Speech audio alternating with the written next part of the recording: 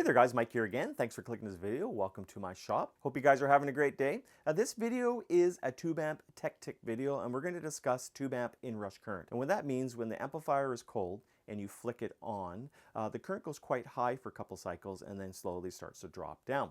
So we're going to try to eliminate or at least mitigate that issue with using one of these devices. Now this is called a thermistor, and it's a negative temperature coefficient, which means is when it's cold or room temperature, it has a certain value, and when it warms up, the value of resistance goes lower and lower and lower until it's almost at nothing at all. So there's a lot of great videos that do deep dives into these devices here, and I'm not going to do that because I don't want to bore you with all the intricate details and how these operate. But what I am going to do is I'm going to show you how to select them, how they kind of operate, and we'll put them into a tube amplifier, and you can see the before and after effect, and you can decide whether this is something that you want to put in your tube amplifier as well. So I'll demonstrate this inrush current on my 60N7 amplifier here. Now if you haven't seen the build video on this amplifier, please have a look. It's pretty cool. I go through all the steps on how I built and designed this amplifier. Now before we fire this thing up and I show you, you're probably asking, well, what is this inrush current and what's actually happening inside the amplifier?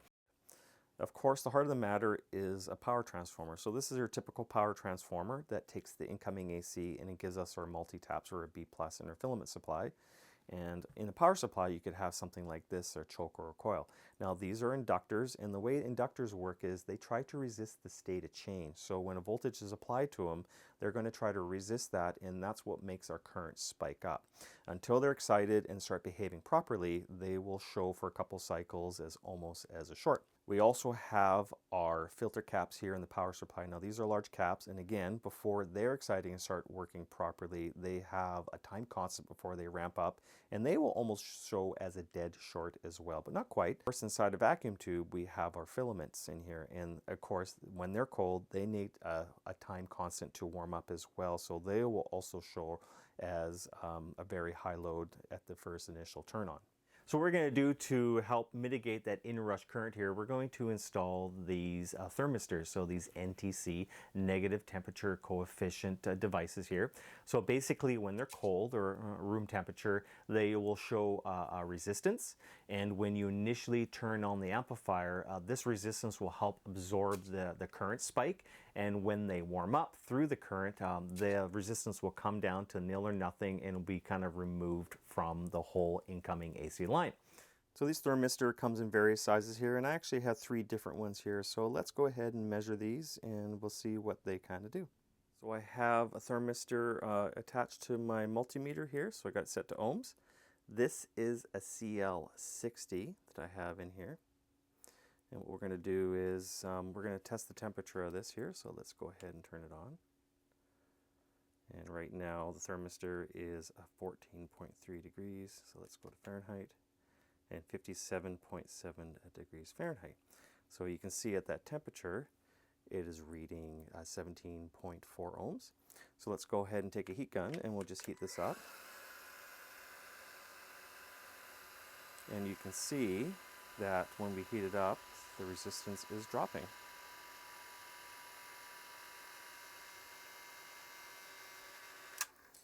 Now, of course, we won't have a heat gun in the tube amplifier, but it will get hot just for the current going through it, and the resistance will go lower as the current goes through it. So if you look at the chart here, a CL60 at its normal room temperature has a 10 ohm rating, so that's around 25 degrees.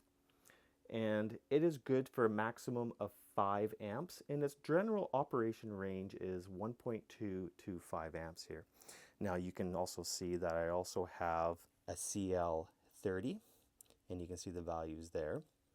And I also have a CL80, and you can see the values there. So depending on what your amplifier is actually drawing, then you would select this, and you want to be within the realm of what it wants to operate at.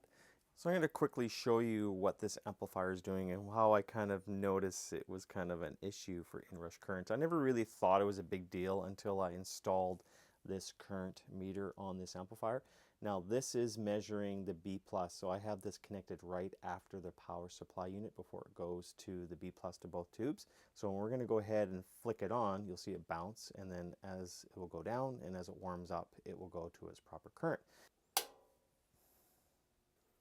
And as the tubes warm up, and they start doing their thermiotic ignition, you'll see the amplifier start drawing current there.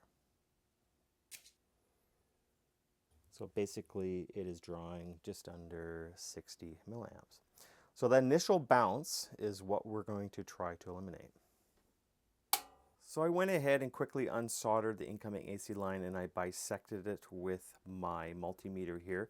And I have a minimum and a maximum setting on this multimeter. So we have it on amps AC and we have it on max.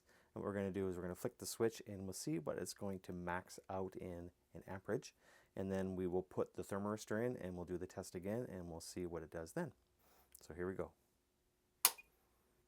So it looks like it spiked at 2.5 amps. Now the amplifier is running here for a bit. I changed the reading to read steady state AC incoming amps, and it reads at 0.51, 0.509. It kind of hovers around there. So a half an amp, that it's steady state current that it runs. And soldered in the thermistor here. So this is the CL60 and it's just on the other side of the switch. So if you look at the original schematic here, you can see it's on the incoming AC line and it just goes in between that and the hot lead of the transformer. You want to give these a lot of space. You don't want to be anything near anything. You don't want to make it touch anything because they do generate a lot of heat. So you can see I have it quite open. And I end up drilling some holes in the side of the case here to give it some extra ventilation, but we'll see how it goes. Now that the thermistor in, I have the multimeter set up again. We're going to put it on max current. So let's go ahead and flick the switch and read what it says.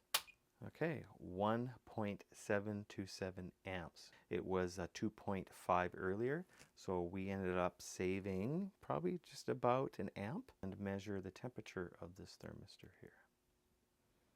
And you can see that it's, as the current's going through it, it is slowly warming up. So you can see by the testing here that the thermistor actually did work. We managed to drop almost an amp of inrush current coming to the amplifier. Now I do believe that the CL60 is probably a little too big for this amplifier. Since the steady state current of this amplifier is only about a half an amp, I do believe that this CL80 here will be a better fit for this amplifier. It does have a higher resistance, but it has a lower operational value of steady state current. So I think it will put it in the proper wheelhouse of what this amplifier is going to see. So let's go ahead and swap this one out and do the testing again.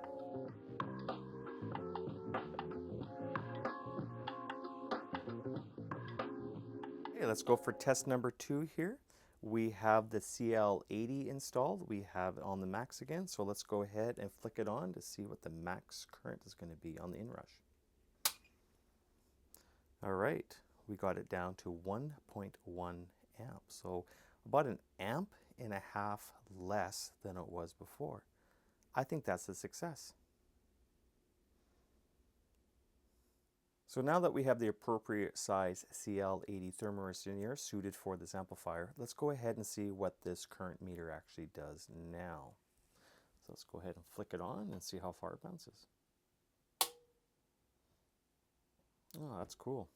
So it didn't spike, but it did go about halfway. So it seems like we've really mitigated the inrush current quite a bit.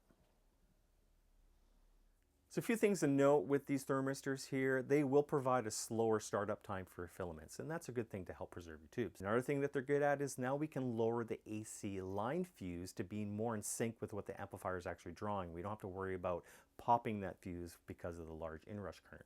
Another thing that they're good at is we can actually use these to help tame high AC line voltage. You could put a larger one of these or a couple in series to help bring down your AC line to make your B+ more in sync with what you want it to be.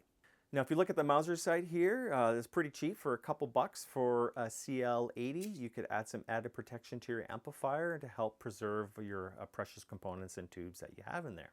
The one thing that they're not good at is when the amplifier is hot, they probably will not work as good as when they're cold because they are, NTC, negative temperature coefficient, and basically you only really need them when the amplifier is stone cold.